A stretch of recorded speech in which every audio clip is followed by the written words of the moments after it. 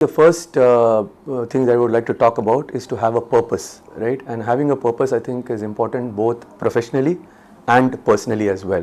So what do I mean by it? At work, for example, whether it is for a brand or whether it is for a department or indeed for the whole organization, it's about having a vision, setting the agenda, and more importantly, taking people along with you.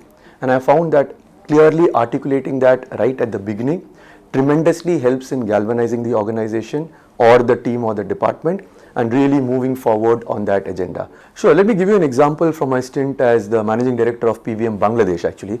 So when I took on that role, Bangladesh was in a bit of a soft kind of situation in terms of the growth for the company, etc. And we were a number 2 player there with a strong number 1 player who was a local player, right? So one of the things we said was, we first said, let's sit down and see what is the vision that we want to achieve for PVM Bangladesh. And the vision we came up was to be the largest and the most loved confectionery company in Bangladesh, right?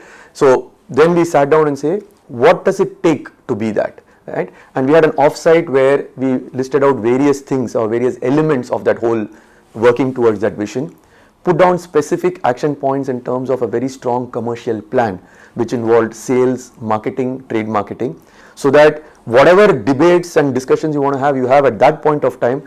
But when you leave that room, you go with an aligned view of what you want to do.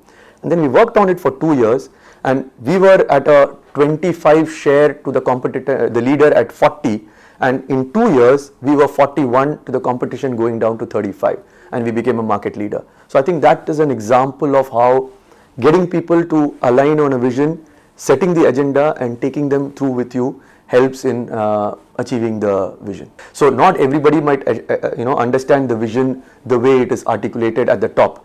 So you need to break it up so that people understand what are the different elements of it, and more importantly, what role do they play in the achieving of the vision.